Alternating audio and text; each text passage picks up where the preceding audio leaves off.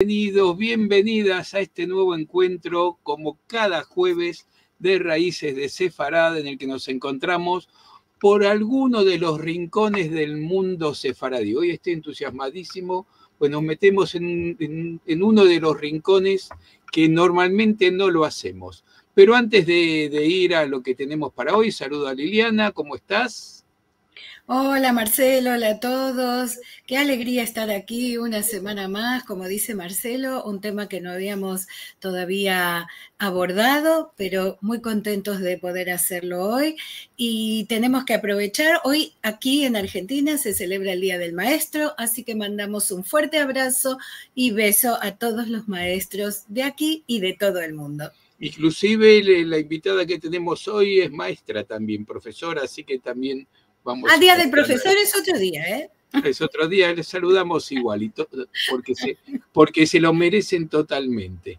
Bueno, pero como siempre comenzamos contándoles qué es lo que viene, siempre agradeciendo a todos quienes colaboran con nosotros, en especial los que vienen cada jueves, los que ven después la grabación en YouTube, los que comentan, los que ponen el pulgarcito para decir me gusta, like o comparten los videos, saben que esas cosas hace que YouTube multiplique la difusión de estos videos y de esta forma llegamos a más gente con nuestra cultura, con nuestra historia, con todos estos rincones del mundo sefaradí que hablábamos antes. Y si alguno quiere colaborar con algún dinero, también es bienvenido. Se comunica con nosotros que hay muchas formas para hacerlo de cualquier parte del mundo en cualquier moneda. Pero aunque sea el me gusta o el suscribirse, eso ya es mucho para nosotros. Y ahora sí, a ver qué tenemos para esta semana, Lili. Bueno, en nuestros encuentros en Ladino, este domingo, Encontros de Al-Had, tenemos por primera vez la participación del Instituto Cervantes, que se agrega a nuestro grupo de instituciones que participan en esta actividad y nos van a contar justamente el Ladino en el Instituto Cervantes de Tel Aviv. Esto es en vivo y la tendremos desde Israel a Esther Ruth. Así que los invitamos a todos, ya saben que el ladino se entiende perfectamente, si entienden castellano lo van a entender. Y el próximo jueves, en este mismo ciclo, Raíces de Sefarad, vamos a tener de invitada a la doctora Esther Mostovich Kukierman, que nos va a hablar sobre el prólogo a la Mishnah de Maimónides, un tema que tampoco habíamos abordado hasta ahora, así que muy entusiasmados con esto. No, y más de la mano de ella, que es una conocedora de estos temas. Ella está en Montevideo y desde allí nos va a traer este tema. Bueno, y para hoy... Y hoy vamos a hablar de este tema que muchos preguntaron, ¿de qué se trata? Las casas que se repiten. Hoy nos van a explicar esto Denise León, nuestra entrevistada, y Tamara Mikus, que va a ser la entrevistadora. Vamos a contarles quiénes son. Denise León nació en Tucumán y es nieta de inmigrantes sefaradíes. Es poeta y ensayista, se doctoró en literatura latinoamericana en la Universidad Nacional de Tucumán. Ha publicado los libros Poemas de Estambul, El trayecto de la herida, El saco de Douglas, Templo de pescadores, Sala de espera, Poemas de Middlebury, Mesa de pájaros, Árbol que tiembla y Nostalgias del Imbat. Poemas suyos han sido incluidos en diversas antologías como Por mi boca, Penúltimos, 33 poetas de Argentina y Poesía 01. Es profesora asociada de literatura latinoamericana en la UNSA y investigadora del CONICET. Y nuestra otra invitada de hoy, Tamara Mikus, es también de San Miguel de Tucumán. Actualmente se desempeña como becaria doctoral del CONICET con línea de investigación vinculada a la poesía contemporánea de mujeres en Tucumán. También se desempeña como docente en nivel medio, se recibió de licenciada en Letras por la Facultad de Filosofía y Letras de la Universidad Nacional de Tucumán y participa en el taller de poesía Cómo perder el miedo y volver a encontrarlo, coordinado por Gustavo Juste. Así que les damos la bienvenida a nuestras invitadas del día de hoy. Hola Denise, hola Tamara, un placer de tenerlas aquí. Hola, buenas tardes, muchas gracias. Hola, buenas tardes. Bueno, y felicidades a ambas, por más que sea profesor, maestro, para el caso lo mismo, siempre el reconocimiento y la admiración a quien se pone al frente de un aula, en cualquiera de sus estadios, es más que meritorio. Así que nuestro reconocimiento aprovechamos en el Día del Maestro aquí en Argentina. Yo hace un rato que me empecé a preparar para todo esto, me puse a leer poemas de Denise. Y empecé a... poemas que ya había leído realmente, pero uno cuando se prepara para esto, antes de entrar empiezo a leer, y es como que uno siente caricias cuando uno empieza a leer estos poemas. Inclusive alguno me sensibilizó mucho, que es el que dedica a la abuela, no sé si será parte de lo que van a hacer hoy, pero nos entusiasma mucho que dos personas como Denise y como Tamara nos traigan este tema, bueno, con los títulos que dijiste de la obra de Denise, se ve la impronta de su antepasado sefaradí, que es lo que nos une con este espacio.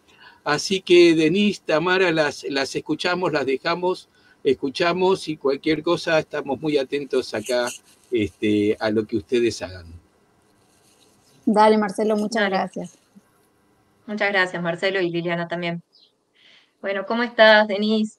Hola, yo también, Tami. antes que nada, desearte, bueno, feliz día como docente universitaria, sé lo gran profesional que sos, hemos compartido espacio en la facultad, en la UNT, así que bueno, nada, eso, felicitarte.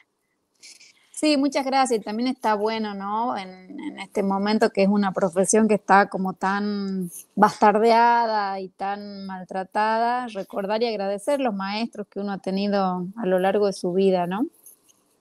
Sí, exactamente. Y bueno, las grandes maestras también. Así es. Damos comienzo entonces, junto con Denise hemos pensado un espacio de diálogo e intercambio, en el cual a partir de una presentación nos vamos a ir guiando para pensar ciertos textos, ciertos temas e imágenes que iluminan tu obra, Denise, tu obra poética, sobre todo pensando en tus libros encarados desde una escritura bilingüe o parte de ellos. Bueno, damos comienzo entonces a la presentación. Quizá, Tami, antes que empecé, estaría bueno, ya que, digamos, tanto Marcelo como Liliana, y dicen que algunas personas del público estaban inquietas con el título, ¿no? Con esta cuestión de las casas que se repiten. Bueno, como siempre, aparece algún poeta o escritor para salvar las papas, y hay un escritor jujeño que se llama Héctor Tizón, que tiene una frase muy hermosa, que es que de alguna manera la vida de un hombre, o en este caso la vida de la mujer, es una vuelta alrededor de su casa, ¿no? Toda su vida de alguna manera es girar en torno a ese primer hogar. Entonces lo que queríamos también plantear en esta charla es eso, como de alguna manera hay ciertos recorridos como circulares en mi poesía, que tienen que ver con las vueltas alrededor de las distintas casas en las que he habitado, no solo la original de mis padres, sino también la de mis abuelos y de otras familias judías sefaradíes de Tucumán, y cómo hay ciertas constantes o ciertos elementos que van reapareciendo en los textos, así como reaparecen en la vida, ¿no? Con todos los fantasmas que nos acompañan. Está buena la aclaración. Lo iba a tomar al final, pero bueno, me encanta de que Ay, ya perdón. lo vayamos pensando. No, no pasa nada. Me encanta que ya lo vayamos pensando porque, bueno, la casa de una no es unívoca, sino que está formada por otras, por distintas imágenes, por el recuerdo, por el imaginario. Así, y bueno, y parte de ese dar vueltas alrededor de la casa también tiene que ver con la práctica de la escritura. Entonces, por eso, la primera cuestión que me gustaría hablar con vos hoy parte un poco por la elección de la lengua, ¿sí? A la hora de escribir, y habíamos pensado este segmento como glosario, ¿sí o no? ¿Sí? Para quienes no sepan o para quienes sí comparten este tipo textual, el glosario como ese diccionario particular de un determinado libro o de una cierta obra que tiene entradas de los términos que la recorren, ¿sí? Es el glosario como un recorte. Y el mismo figura dentro de uno de tus libros, de Árbol que tiembla. Figura el glosario en la parte final. Y alrededor de eso quería preguntarte, ¿por qué encaraste ciertos libros como poesía bilingüe? Bueno, a ver, yo siempre lo aclaro, pero quizás es importante recordarlo, yo no soy hablante de ladino, si eran mis abuelos, digamos, mi abuela especialmente con la que yo viví, es decir, que yo lo entiendo, estoy familiarizada con el ladino, leo en ladino, pero no soy hablante de ladino. Entonces, el trabajo que yo hago con la lengua, en mis textos es un trabajo que tiene que ver con el homenaje, que tiene que ver con el juego y también tiene que ver con la invención, ¿no? Yo no me ciño estrictamente al diccionario o a la ortografía, sino que practico un poco eso. Bueno, para los conocedores de psicoanálisis dicen que Lacan, digamos, cuando escuchaba a sus pacientes, llevaba a cabo una práctica que se llama la escucha distraída, ¿no? Como que los escuchaba y no los escuchaba y a partir de eso identificaba como ciertos núcleos puntuales con los que trabajaba. Entonces, yo podría decir que en mi poesía hay algo de esa escucha distraída que recupera la lengua de mis abuelos, que la homenajea, pero que de alguna manera o quizá en algún punto un poco también juega o la traiciona. De ahí esta sensación de estar siempre con un pie aquí y allá, ¿no? Que es lo que aparece en los textos, esta idea de la página donde aparecen los textos contrapuestos, la versión en castellano y la versión en ladino, que muchas veces hay gente que me pregunta por qué leo las dos versiones, o sea, por qué no leo solamente la versión en castellano o por qué no leo solamente la versión en ladino. Y a mí me gusta mucho este contrapunto, digamos, o esta lectura en espejo que aparece en los textos, porque es como si me estuviera balanceando de alguna manera entre lenguas, ¿no? Como si me estuviera macando de un lado a otro entre las dos lenguas, y me gusta escuchar cómo suena o cómo resuena una en la otra. Porque si bien es cierto que mucha gente dice que el ladino es castellano antiguo, yo creo que el ladino es mucho más, que no es solamente castellano antiguo.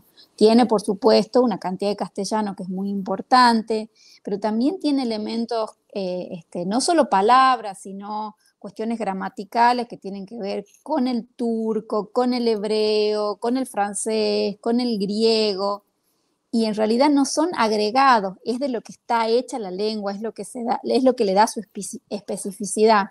Entonces a veces ese parecido o esa transparencia con el castellano, bueno, son un poquito engañosos, ¿no? Cuando uno hila más fino, aparece esta diferencia. Pero al mismo tiempo, la idea es acercarle los textos al lector. Entonces ahí aparece no solo la cuestión bilingüe, sino la posibilidad del glosario que vos comentabas. La decisión del glosario en el caso de Árbol que tiembla ha sido sobre todo un pedido de los editores, de La Ballesta, pensando en los lectores. Entonces, para no estar interponiendo las notas esas a pie, que a veces son bastante molestas cuando uno está leyendo, ¿no? Porque como que interrumpen la lectura y te hinchan porque tenés que mirar qué dice abajo y volver. Nos pareció que algo que se podía hacer para no interrumpir la lectura es dejar un glosario atrás. El lector que lo necesite o lo desee, lo va a buscar.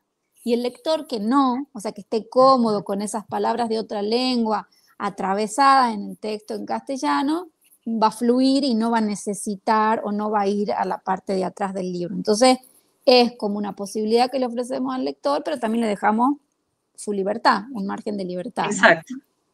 Cada lector decidirá si desea buscar o no cada término. Bueno, me rescato esto que dices, que no hay que pensar el ladino quizás solo como un español antiguo, porque de hecho tiene una condición de presente que hay que recuperar, constantemente. Y como bien recuperas acerca de tus textos, ambas versiones de cada poema o de cada texto, si bien parece un espejo, también tiene esto de lo engañoso, de no suponer que podemos hacer una traducción literal de una versión a otra. Entonces en la escucha también se puede recuperar otros sentidos, otras miradas. Y acerca del glosario, ¿sí? que propone Árbol que Tiembla, bueno, hemos hecho yo hice, perdón, una selección acá para que la pensemos juntas, acerca de esto del ladino como una lengua sin academia, o esto que mencionabas de lo difícil que es poder asirla o estructurarla desde alguna gramática. Y el glosario tiene dos aclaraciones iniciales, que dice que los nombres propios se escriben de distintas maneras, así encontraremos en la misma familia versiones del nombre Simbul, Timbul, Tembol, etc. Y que además el ladino no utiliza la tilde gráfica. Hemos optado por colocarla de modo que el lector no hablante de judeo-español puede escuchar las palabras tal como suenan al decirlas. Me gustó esto que aportaste, que también hay un trabajo de edición en cuanto a elegir poner el glosario en la parte final. ¿Me podés comentar el por qué no están quizás todos los términos del libro dentro de ese glosario? Porque ese glosario tiene también una elección un tanto subjetiva. No están todos. Sí, en realidad, como te digo, la idea del glosario fue sobre todo un pedido de parte de los editores, y los editores, digamos, me transmitieron a mí como una lista para integrar ese glosario, que supongo que fueron las palabras que a ellos les resultaron como más oscuras o más ajenas o más necesarias. Obviamente, como toda selección es una selección arbitraria. Y a mí, por una parte, también me parecía o me agradaba la idea de dejar ese grano de extrañeza, ¿no?, dentro del libro, porque de alguna manera yo siento que el judeo español en mi poesía funciona quizá del mismo modo que la poesía funciona en el lenguaje cotidiano. Digo, o sea, es la misma lengua, hacemos poesía con la misma lengua con la que hacemos la lista del supermercado, con la que atendemos clases, con la que nos dirigimos en el ámbito familiar, y sin embargo es la misma lengua y no es. Hay ahí un uso de la lengua, ¿no es cierto?, diferente en el poema, que le aporta como una especie de grano, de extrañeza, o como un eco que lo distingue y lo diferencia, ¿no? Entonces, yo cuando era chica creía que solamente mi familia hablaba en esta lengua, o sea, no sabía que existía todo un universo que tenía que ver con el ladino. Yo creía que era algo como un rasgo familiar, ¿no?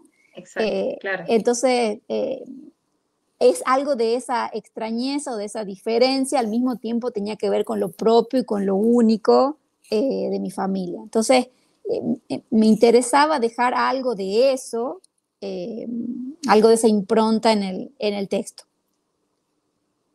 Me parece fabuloso los aportes y lo que vas comentando.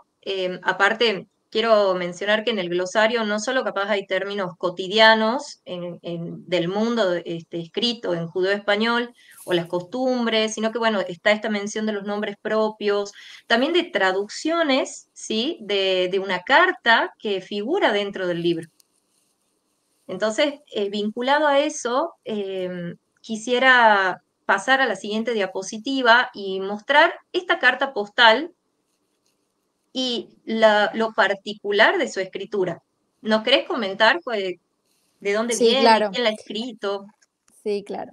Bueno, esa postal está escrita en solitreo, ¿no?, que es un tipo de registro, de escritura que utilizaban los judíos sefaradíes antes de que surgiera la imprenta y la difusión del judeo español en periódicos, para los que se utilizó, digamos, otro tipo de letra que se conoce como Rashi. Esta sería una especie de letra cursiva que utiliza una caligrafía en hebreo, pero cuando uno lo lee suena como castellano.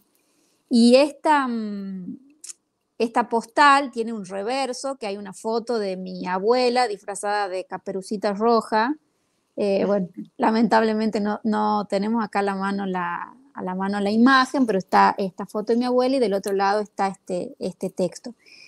Mi abuela me regaló esta postal hace muchos, muchos años y yo la guardé durante mucho tiempo pensando más en la foto que en la escritura, pero por supuesto cuando ya me hice más grande y empecé a interesarme por la literatura y por la palabra, la escritura empezó a despertarme mucha curiosidad. Y como no lograba identificar la lengua en la que estaba escrita la postal, recurrí a las redes sociales y pedí auxilio. Por favor, díganme en qué lengua está escrita esta postal y de qué se trata. Y se armó un circuito genial, digamos, en las redes, porque, bueno, la escritora mexicana Miriam Moscona, que es una amiga muy querida, me dice, eso es solitreo, y acto seguido etiquetó a Alessia Casani, que es una traductora italiana, estudiosa del judeo español, a quien yo no conocía y ahora felizmente conozco porque es un encanto, y ella estaba en un grupo de trabajo de lectura de solitreo, entonces ella le distribuyó la postal al grupo y entre todos empezaron a intentar una traducción. Entonces me empezaron a decir, ¿puede ser que hable de una tal Luisa? Sí, es mi abuela, se llamaba Luisa. Bueno, entonces yo le digo, ¿está escrita por Luisa? Y me decía, no está escrita por Luisa, está escrita por otra voz. Y así, bueno, lentamente fuimos descifrando por ciertas zonas. Después me dice, acá se repite la palabra padre, padre, padre, y yica sin padre. Y yo me acordé que mi abuela contaba siempre que una cosa que había sido siempre muy dolorosa y muy significativa para ella era haber sido crecer sin su padre, y que los vecinos, ella vivía en un barrio griego, le hacían burla y la llamaban Illica sin padre. Entonces era impresionante cómo los fragmentos que ella lograba traducir resonaban, ¿no?, en la historia que ella me había contado, y finalmente nos dimos cuenta que esa postal es un texto que la madre de mi abuela, que no sabía escribir, le dictó a alguien, a un escritor, a un escriba misterioso, que transcribió su pedido, y ella le estaba escribiendo al suegro que vivía en América, preguntándole por su marido perdido, o sea, por el padre perdido de mi abuela. Entonces le decía, esta es mi hija, mírela en la foto, mire el boy que tiene, el tamaño que tiene. Le dicen Illica sin padre y ella se pone a llorar, bueno, le estoy criando con mucho sufrimiento, quiero saber dónde está, etcétera, etcétera. Entonces, a través de esta postal, yo escuché por primera vez la voz de mi bisabuela, o sea, la voz de la madre de mi abuela registrada en este texto.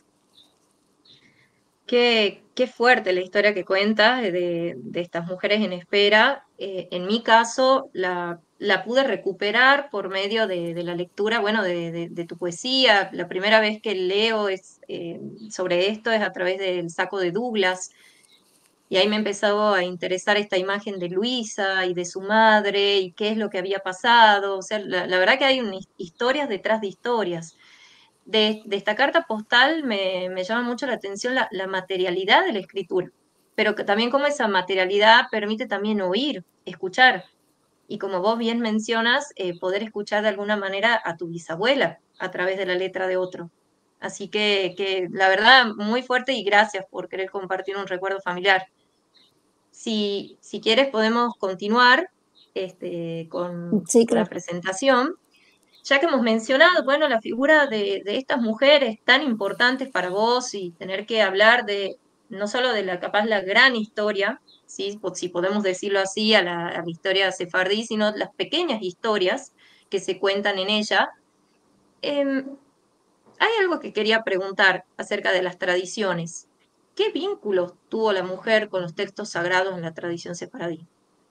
Y frente a esas costumbres, ¿qué gestos otros trazan las figuras femeninas en tus poemas?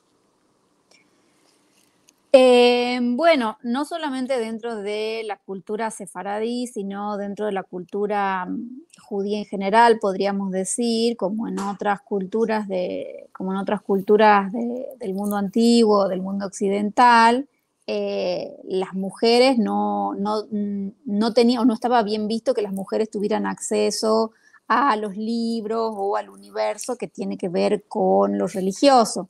Si bien es cierto que en la Torá no aparece ningún tipo de prohibición de que las mujeres canten o de que las mujeres bailen, más tardíamente, supongo que durante la Edad Media, toda la tradición rabínica va construyendo una serie de prohibiciones para las mujeres. Entonces, a diferencia de los hombres, que desde edad muy temprana, digamos, hay como una especie de casi de obligación de que aprendan a leer y escribir porque tienen que poder leer la Torá, porque tienen que poder recitar las oraciones diarias, las 3 oraciones, ¿no es cierto?, la de la mañana, la de la tarde, la de la noche. Como las mujeres no tienen esa obligación, tampoco existe la valoración de que la mujer tenga acceso al texto religioso, de que sepa leer, de que sepa escribir, que es una cosa, por supuesto, que no es exclusiva del mundo sefaradí. Esta es una Sí, por prohibición supuesto. compartida, diría que casi por todas las culturas. Entonces, el acceso de las mujeres sefaradíes, que además en muchos casos han estado insertas los grupos sefaradíes en la cultura musulmana, ¿no?, que también refuerza un poco esa idea. El acceso de las mujeres a los libros, a los periódicos, a la literatura ha sido como muy, muy tardío. Y, digamos, avanzado el siglo XX, a pesar de que hay algunos casos, podríamos decir, extraordinarios, como el caso de esta mujer, que ahora no me puedo recordar su nombre, que le decían la señora, que era del imperio marítimo, ¿no?, del marido. Seguramente después Lilian y Marcelo me van a auxiliar con eso, pero le decían la señora, pero son como casos excepcionales. Y sin embargo, yo creo que si bien cuando pensamos en las memorias femeninas o las historias tales como han sido leídas y escritas por las mujeres, es como una especie de tejido lleno de agujeros o lleno de silencio, a mí siempre me ha interesado recuperar esa historia. Fíjate que hay una tradición muy antigua, un amor, diría yo, muy antiguo de la comunidad judía y de la comunidad sefaradí con el tejido, ¿no? La profesión de hacer telas, de vender telas, de tejer, es una profesión como muy común dentro de la comunidad sefaradí. Y es muy interesante también porque la palabra hebrea que usamos para generación es una palabra que en el fondo quiere decir cestería, o tiene que ver con el hecho de tejer un cesto, ¿no? Como la generación sería, viste que vos para tejer un cesto tenés que tener como las tiras verticales y después vas enhebrando, ¿no es cierto?, horizontalmente, o sea, cruzando esas tiras para construir, y es como si Sí. para que cada generación sostenga la otra, se tienen que ir como dando esa trama del tejido. Y cuando esa historia o la historia de esa generación está llena de agujeros, ¿no?, por cuestiones que tienen que ver con la violencia, con la migración, por ejemplo, en el caso de mi abuelo, de mi abuela, la pérdida del padre, este padre desaparecido, que crea como un agujero dentro de la trama familiar o de la historia, se vuelve como necesario reparar, o sea, parchar, reconstruir el tejido de las generaciones para que eso pueda seguir siendo cosido y se pueda armar el cesto familiar, ¿no? Se Y pueda yo, generar finalmente la trama. Sí, sí. claro, y bueno, yo creo que las mujeres tienen ahí, por lo menos en mi vida y en mi trabajo, tienen como un lugar muy importante, recuperar esos hilos, los hilos de esas voces, y incorporarlos a la trama, o en todo caso, si estaban ahí, dar la vuelta a la trama y mostrar, ¿no?, todos los nudos, las hilachas, cómo están finalmente sosteniendo ese tejido, esas voces, aunque no siempre estén a la vista. Y bueno, y también mostrar que el tejido también no es perfecto, Ujú. ¿sí? Y que tiene, como vos mencionás, estos nudos o estos momentos que pueden representar el sinsentido, el silencio, como vos lo mencionaste, y me gusta este vínculo afectivo que hay con el tejido, ¿sí? Que de esta genealogía femenina. Sí, la idea sería también pensar, porque viste que eso desde la antigua Roma, incluso en Grecia, las mujeres la mandaban a la casa a tejer, ¿no? Que es lo que hace Sí, Penélope. Ulises está de exacto. joda, vive aventuras, se va a escuchar la sirena, etcétera, etcétera, y a Penélope la dejan en la casa tejiendo y destejiendo. Entonces, sí es verdad que el tejido tiene algo que podríamos decir pasa por el aislamiento de la mujer quieta en la casa, pero el tejido también es una posibilidad, o sea, también es una posibilidad de libertad. Yo lo pienso también en el caso de mi familia, porque mi abuela se paga su viaje como inmigrante haciendo sombrero. O sea, no es exactamente un tejido, pero tiene que ver con lo textil. Y en ese caso, Sí. la posibilidad de coser para afuera, le da a ella un margen de libertad y al mismo tiempo la conecta con las mujeres de la familia, porque la que le enseña a mi abuela a coser es la madre, y de hecho ella hace todo el viaje desde Turquía hacia Tucumán con la máquina de coser que le regala la madre, Wow, ¿no? con lo Entonces, pesado que debe haber sido. Sí. bueno, pero no la abandona en ningún momento, y de hecho incluso en Argentina después ella cose para afuera, es modista.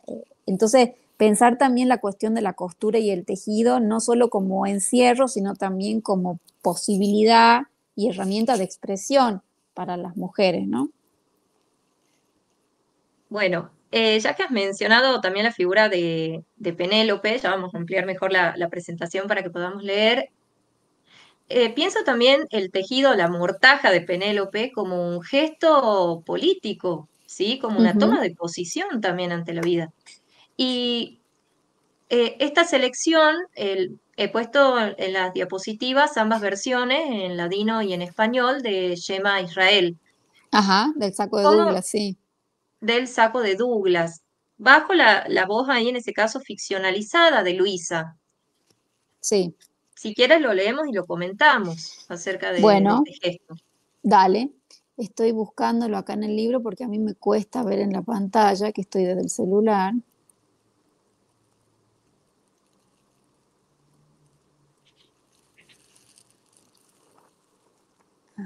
Aquí está. Bien.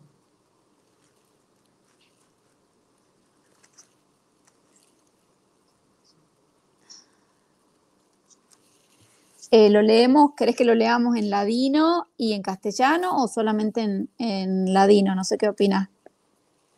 Si querés a este, podemos leerlo en ambas versiones, así también la gente un poco entiende lo primero que habías explicado. Bueno, dale. Shema Israel, yo hablo una lengua muerta. Afuera es al-had y no se labora. Dembranico, las mujeres meten las manos en el alcete de toda la noche y toman la masa. Shema Israel, yo no escribo de izquierda a derecha, yo escribo de derecha a izquierda. La lengua me se pega al garguero cada vez que me levanto en un cabezal que no es mi cabezal, en una camareta que no es la mía, en una casa que no es mi casa. ¿No siente el Dios a los muertos? Shema Israel, yo no agradezco al Dios por no haberme hecho esclava, por no haberme hecho non judía, por no haberme hecho mujer. Mi madre levanta los brazos para quitar la ropa tendida en el sol y yo voy detrás de su vestido. Y chica sin padre, me gritan los chuyuks de los griegos. Shema Israel, todo se acabará conmigo. Afuera es al-had y las palabras son lentas. Escucha, Israel, yo hablo una lengua muerta. Afuera es domingo y no se trabaja. Temprano, las mujeres hunden las manos en el aceite de toda la noche y toman la masa. Escucha, Israel, yo no escribo de izquierda a derecha, yo escribo de derecha a izquierda.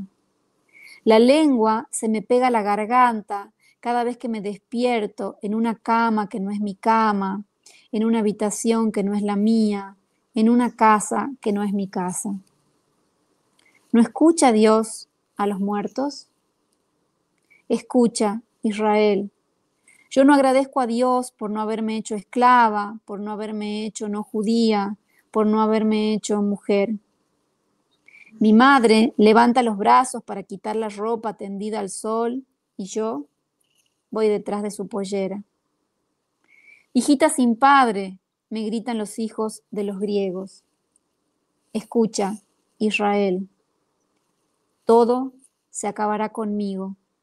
Afuera es domingo y las palabras son lentas. Qué bello, qué precioso escucharte. Gracias. Yo me quedo con esta última parte que dice, afuera las palabras son lentas. Cuando acá en el texto la palabra es urgente, la palabra es de la hora en ese pedido a Dios. Creo que en ciertos sectores hemos podido ir reconociendo la historia que has comentado recién, esto del barrio griego, de cómo la trataban a Luisa, esto de también de ella y la madre, cómo buscaron de alguna manera subsistir. Y las imágenes que ahí van apareciendo son de las manos trabajando. Las manos con el aceite, las manos con la ropa, recién que mencionaste también el trabajo textil, y ahora con esta Luisa ficcionalizada con la escritura. No sé si querés como comentar algo de este texto. Bueno, puedo comentar, igual yo creo que no hay nada peor que tratar de explicar un poema, me parece lo peor que hay, así que eso no lo voy a hacer. En todo caso, puedo decir que el problema, digamos, el poema trabaja con el problema de la impotencia del lenguaje. Quiero decir, no solo los poetas o los narradores, sino cualquier persona en ciertas circunstancias vitales advierte que el lenguaje no es suficiente para dar cuenta de ciertas experiencias, ¿no? Que el lenguaje es una herramienta rota, pobre, para expresar lo que uno quiere decir, pero finalmente es la única herramienta con la que contamos, ¿no? Entonces, en ese sentido, si bien el pedido es urgente y es desgarrador, y hay una bronca ahí, un enojo, las palabras siguen siendo lentas, ¿no? Porque no van a la velocidad de la urgencia, podríamos decir, del pedido o de la desesperación o la desesperación del sujeto, ¿no? Entonces, de alguna manera, me parece que el poema está rodeando eso, ¿no?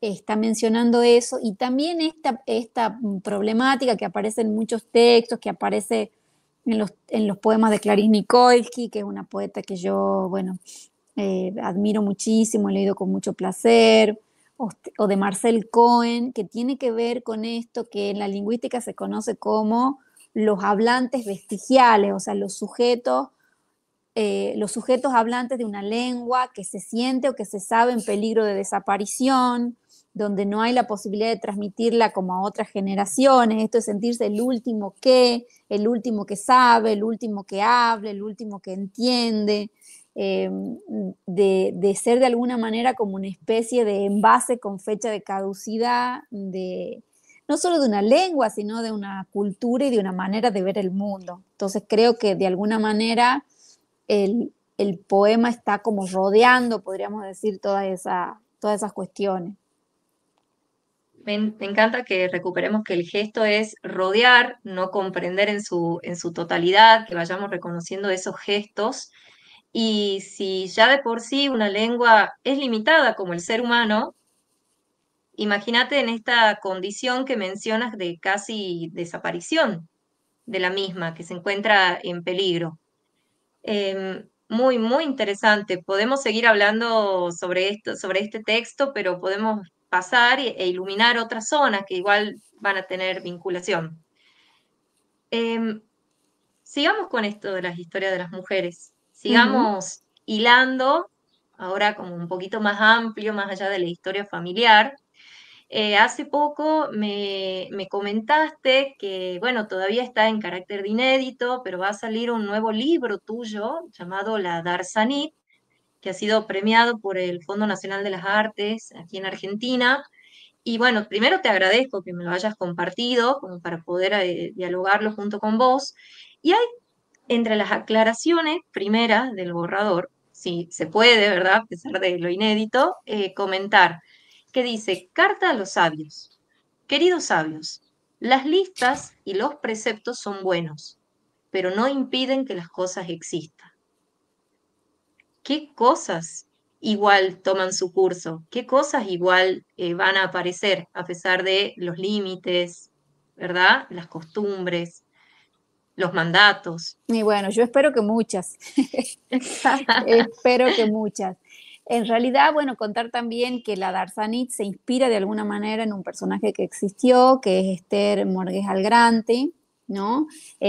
Como se sabe, la mayor parte de los templos o las sinagogas sefaradíes tenían su darsán, su orador, que es una profesión habitualmente masculina. No se conocen casos de mujeres oradoras, ahora digamos en el siglo XXI sí, pero y son bastante excepcionales. Entonces el caso de Esther Morgués Algranti, que es una mujer que nació en Esmirna, en la misma ciudad en la que nació mi abuela y que fue oradora en la sinagoga portuguesa, que es una sinagoga en la que se casaron mis bisabuelos, o sea que sigue tocando como ciertas cuestiones que tienen que ver con la historia familiar. Esta mujer fue oradora desde muy joven, el mito dice que desde los 12 años daba unos discursos increíbles y que era como súper entendida en cuestiones que tenían que ver con la cuestión de la Torá, o sea, no sé si es verdad que desde los 12 años, pero es una mujer que se dedicó al estudio de los textos sagrados, que escribió artículos, que publicó poemas místicos, pero de la que se sabe muy poco y que en realidad hacia el final de su vida ella misma le prendió fuego a toda su obra.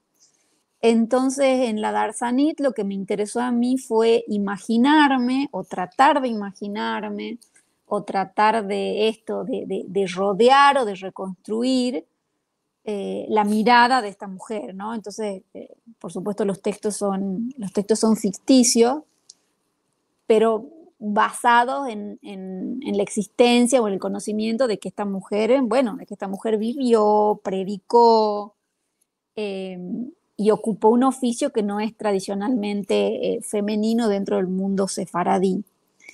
Y hay como estas notas que vos comentás antes de empezar con los textos, que son como si fueran notas propias o recordatorios que la voz que arma los poemas se deja a sí misma y que tiene que ver con la cantidad de prohibiciones que yo leí respecto de las mujeres en los textos rabínicos, ¿no? Los rabinos se pasaron siglos discutiendo, por ejemplo, qué es lo más desnudo de una mujer. Entonces algunos dicen que lo más desnudo de una mujer es su pelo, otros dicen que lo más desnudo de una mujer son sus piernas, y finalmente terminan diciendo que lo más desnudo es su voz, ¿no? La voz de la mujer es lo más desnudo, por eso no se les permite a las mujeres ni cantar, ni dirigir la plegaria, ¿no? Porque pueden despertar los deseos sexuales de los hombres. Y bueno, hay toda una serie de prohibiciones que tienen que ver con eso, que las mujeres se tienen que cubrir la cabeza, que los padres no le pueden enseñar a las hijas la Torá, que es preferible quemarla antes que enseñársela o transmitírsela a las hijas. Entonces, pienso, anhelo, deseo que a pesar de que las prohibiciones existían, haya existido también la posibilidad de la transgresión para todas estas mujeres que tenían apetito y deseo de vincularse con los textos sagrados, ¿no? Y con la tradición que, por supuesto, también les pertenece. Y con el espacio público, finalmente, poder Sin duda. ingresar en él, formar parte. Yo te hago una pregunta. ¿Qué vínculo ves entre la Darsani y la poeta? Así como imágenes, si las tuviéramos que relacionar. Bueno, yo creo que hay sin duda un vínculo ahí, porque la Darsanit darsa, o sea, habla, ¿no? Y no habla sobre cualquier cosa, sino que habla sobre los textos sagrados, se apropia de un territorio que está vedado para las mujeres. Como vos bien decías, la cuestión del espacio público, las mujeres no solo no tenían que hablar en la tradición, tenían que permanecer calladas, sino que además tampoco tenían que dar que hablar, o sea, nadie tenía que hablar de ellas, ¿no? Era como que una mujer honesta, la mujer que estaba encerrada en su casa, que no decía nada y sobre la que no se decía nada, ¿no? Y bueno, la Darsanit y la poeta hacen uso de la palabra y se apropian de la palabra, no solamente para usar en el espacio público, sino para hablar de Dios, para expresar su visión del mundo y para conversar, ¿no? En una conversación, podríamos decir, interminable, con Dios. Y acerca de esos temas que podemos rodearlos, podemos acercarnos con la escritura, pero siempre va a estar a veces en el plano de lo inefable, lo que no se puede decir finalmente, o no hay una forma directa a la cual llegar. Bueno, Gracias, sí, sí, sí. felizmente. Felizmente podemos seguir buscando caminos De rodeos está hecho el camino, sí. de rodeos. Yo te pregunto, ya que ampliamos aquí la imagen, ¿por qué quisiste traer esta foto? Bueno, me pareció muy importante traer esta foto, la que se encuentra, digamos, hacia la derecha, por lo menos de donde yo estoy mirando, es mi abuela. Notarán, digamos, la presencia de los sombreros y está con dos amigas, ¿no? Eh, Esta foto tiene que ver con muchas de las cuestiones que hemos ido conversando, con esto que pensábamos de los oficios femeninos. Comenté que mi abuela era sombrerera y bueno, contar que ahora durante el mes de octubre voy a estar en Boston en una residencia que se llama J en la Universidad de Brandeis en Boston, que es una residencia donde se suman artistas de distintas disciplinas y de distintos lugares del mundo para pensar las cuestiones de la migración, ¿no? De la migración judía a América Latina. Y lo que a mí me interesa recuperar, digamos, pensar, cuestionar, son los testimonios migratorios de las mujeres que muchas veces no pudieron dejar registros escritos, pero sí pudieron dejar registros textiles de sus recorridos, o bueno, como en el caso de mi abuela, que pudo, a partir de su trabajo como sombrerera, de su trabajo con esta materia, comprar su propio pasaje y emprender un viaje. Bueno, ella venía buscándolo al padre perdido, a quien por supuesto no encontró. Y a comienzos de este mes de septiembre tuve la oportunidad de tomar un taller, ¿no? Con una artista tucumana impresionante que es Alejandra Misray y con Milagro, que se dedica a hacer sombreros, y tuve yo, digamos, la experiencia en mi propio cuerpo de fabricar un sombrero. O sea, no solo de cortarlo y de darle forma, con mucha ayuda, por supuesto, de Milagro, sino también de amasar el fieltro, que es la materia de la que está hecho el sombrero, ¿no? El fieltro es un textil no tejido que se hace porque el calor y la humedad y la presión sobre las fibras de la lana le van como dando forma y transformándolo en un tejido, que es una cosa maravillosa, como que el esfuerzo humano, el calor, el contacto, el roce, hace que eso que es lana dispersa se transforme en una materia de la que puede salir un sombrero. Qué interesante oficio y qué nivel de detalle también para el trabajo. Así es. Me encantó que podamos recuperar también a tu abuela en cuerpo. Mira, ya que justo hemos estado mencionando a Dios y quizás a temas que son difíciles de tratar y de llegar, hay otros costados que también son espinosos de la escritura, como la muerte. En el glosario del que hemos hablado al principio, una de las entradas dice que en judeo español ir afuera significa expresión que utilizan para referirse al cementerio sin nombrarlo. ¿Qué vínculos tiene tu poesía con la muerte, Denise? ¿Y por qué cuesta nombrar la ausencia como ese asunto espinoso? Bueno, hay cosas sobre mi poesía que yo sé y hay cosas que no sé. Me encanta. Sí, sí. Eso ya queda, digamos, librado a lo que los lectores encuentren, es lo que encuentren ahí. Pero, por ejemplo, esto que vos decís dentro de la cultura sefaradí es muy importante lo que decimos, lo que sacamos de la boca, ¿no? Tenemos la expresión esta que la repetimos mucho de echar la boca en bueno. Hay que decir que todo sea bueno, que las cosas se hagan buenas para que resulte así. Hay una creencia firme en el poder de las palabras. Las palabras son poderosas y tenemos que decir cosas buenas para que sucedan cosas buenas. Por eso al cementerio le decimos ir afuera y le llamamos Beta Jaim, que es casa de vivo, y en la comida de los casamientos no hay aceitunas negras porque no tiene que haber nada oscuro, ¿no? Entonces, hay una, podríamos decir, una creencia o una esperanza que tenemos, me parece que no solo los judíos sefardíes, sino todos los seres humanos, de que podemos mantenerla la muerte a raya y lejos de la casa. Por eso después cuando nosotros vamos al cementerio nunca volvemos directamente a casa, siempre vamos a tomar un café o hacemos algún rodeo para despistarla a la muerte y nos lavamos las manos antes de salir del cementerio y entramos por un camino y salimos por otro. Son todas formas de despistarla a la muerte o al ángel de la muerte, podríamos decir, ¿no? Igual que a las personas enfermas se les cambia el nombre también para desorientarlo al ángel de la muerte y así. Pero bueno, sin embargo, la muerte, ya sabemos, es un fenómeno, es un misterio que nos alcanza a todos los sujetos, y además la muerte es por antonomasia el lugar que no tiene palabras, o sea, no tenemos palabras para la muerte y es el lugar sin lenguaje. Atravesamos ese pórtico y no hay, o sea, mientras estamos vivos hay palabras que no alcanzan para hablar de eso, y una vez que ya estamos muertos no hay palabra, o sea, no hay palabra para contar esa experiencia. Entonces Exacto. creo también que,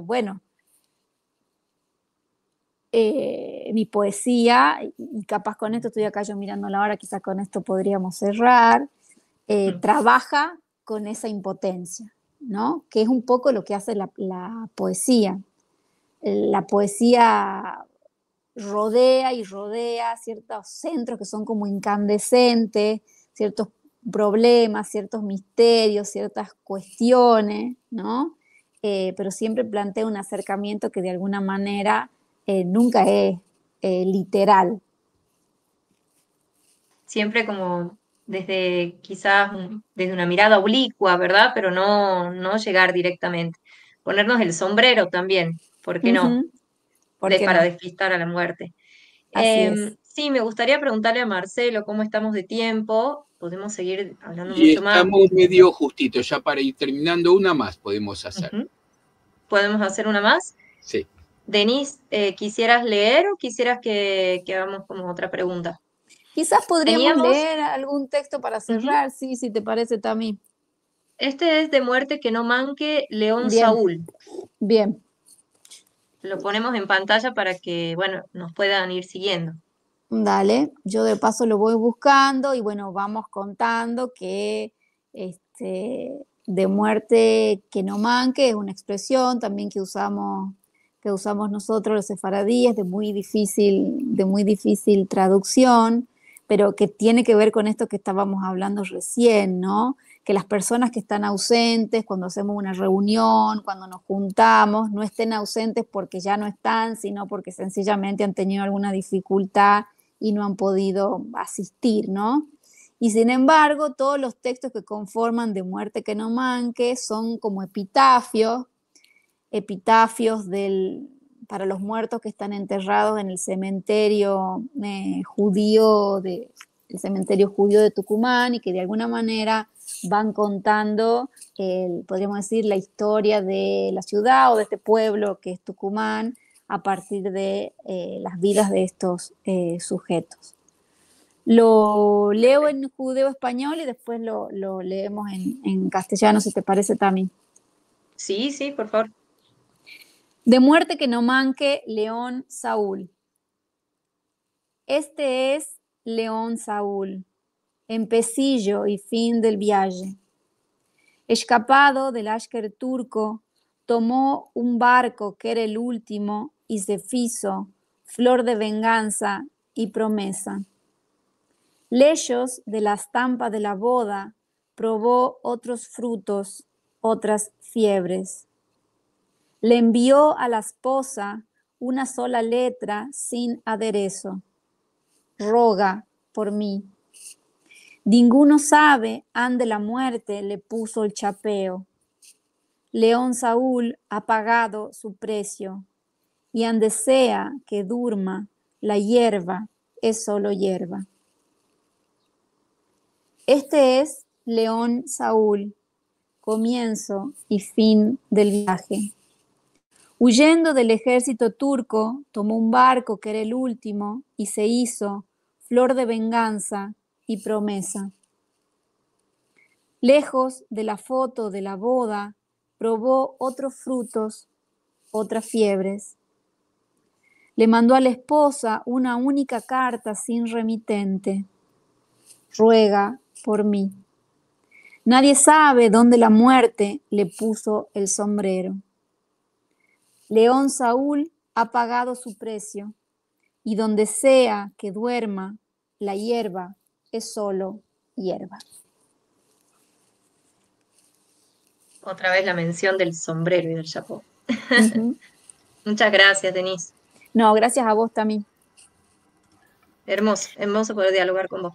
Volando pasó el tiempo y la verdad, quiero empezar. Siempre agradecemos a quienes vienen a dedicar su tiempo en esto, pero agradecerles el espacio, esta horita que pasó volando.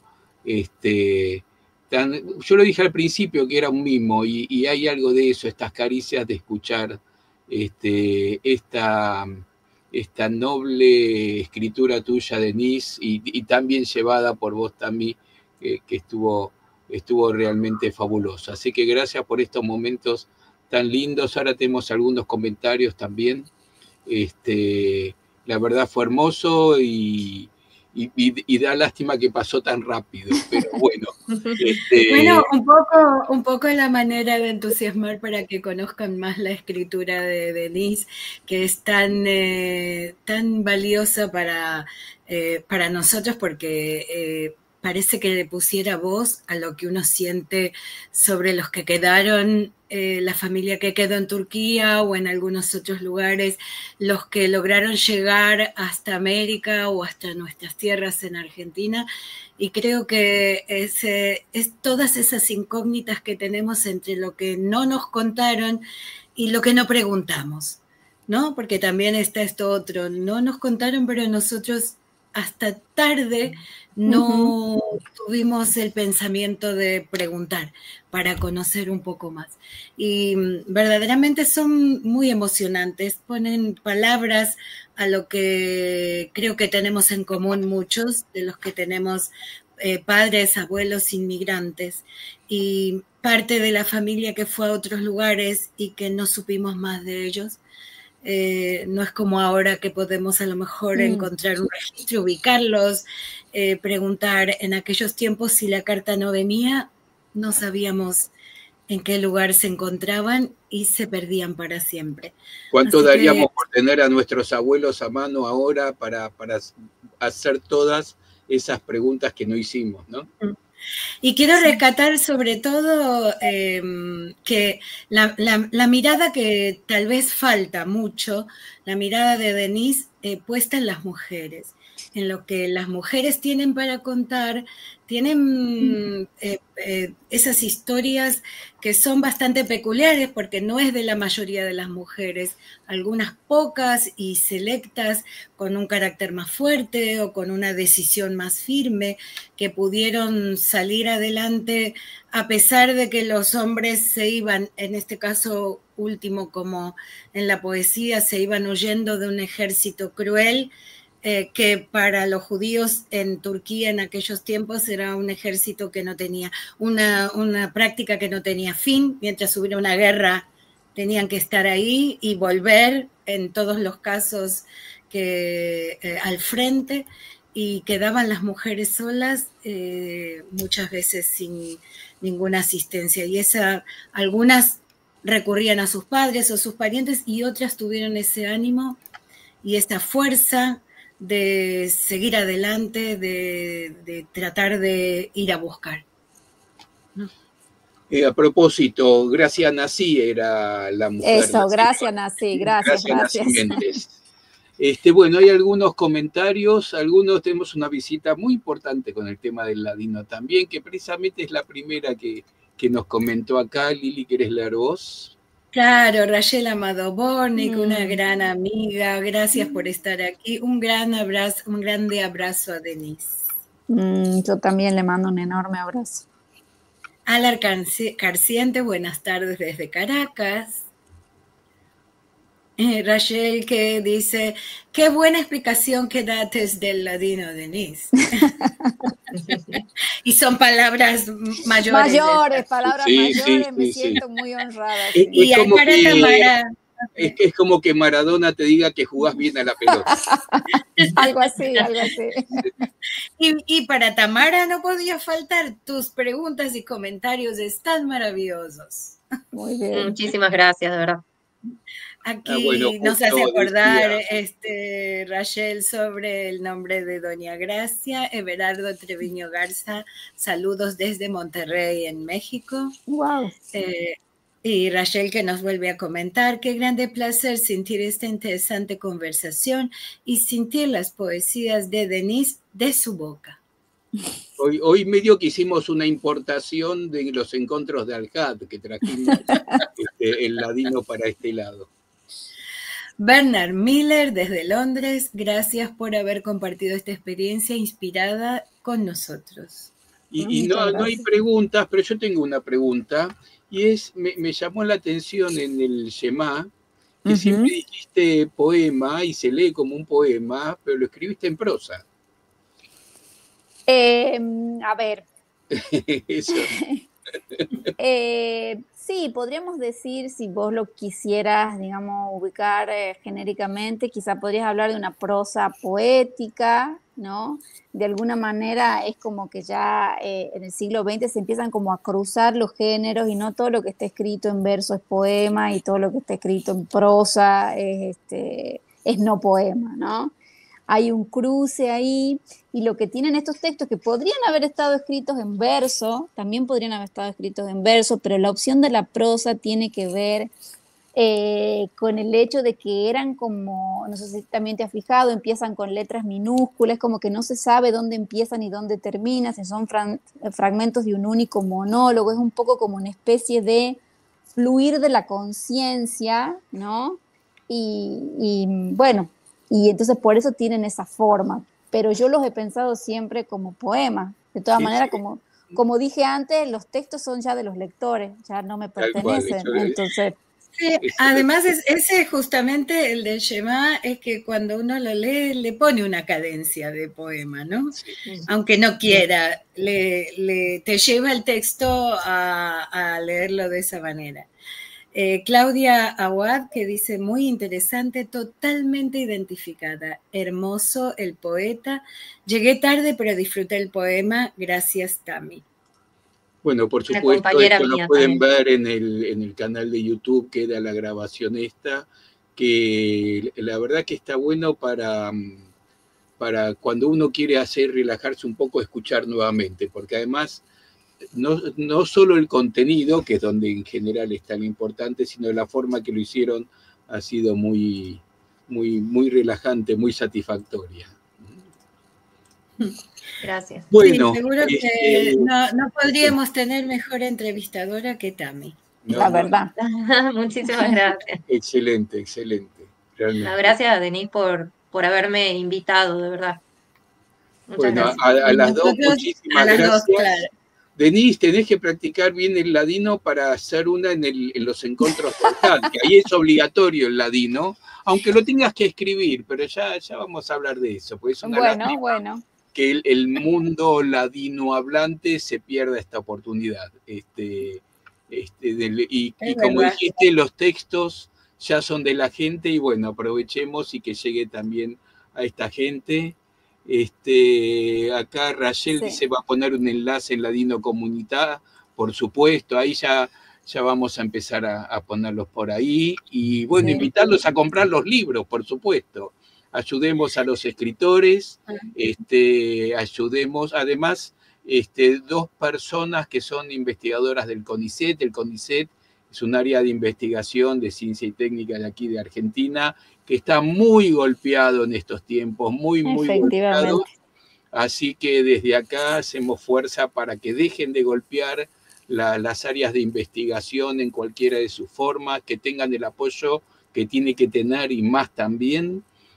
Así que aprovechamos y hacemos nuestra declaración de principios respecto de este tema y nuestro reconocimiento a quienes trabajan contra la corriente, a pesar de ser uno de los factores más importantes en el desarrollo de un país. Pero no nos vamos a ir del tema. Yo tengo una pregunta, ¿la Darsanit va a salir? ¿Ya salió? ¿Tenemos fecha? No. No, o sea, va a salir, todavía no salió y aún no tenemos una fecha firme, pero supongo que en algún momento del año que viene. Bueno, lo agendamos para presentarlo aquí. Es un personaje muy, muy entrañable. Uf. Nosotros tuvimos de la mano de Susi Gruz. Susi Gruz, claro, sí, experta. Tuvimos experta aquí mismo en este espacio de Raíces de Sefarad una charla con ella sobre Esther Morgarza Algranti, sobre sus poemas que tienen referencia al Holocausto, pero es una personalidad claro que va mucho más de eso, que de sus poemas. Es como dijiste, este trabajo que no se sabe qué parte es leyenda y qué parte no, sobre esta precoz Darsanit. Bueno, Lili, nos vamos, qué lástima irnos, pero... Nos vamos, pero no queremos irnos, te les digo la verdad, pero nos vamos como siempre agradeciéndoles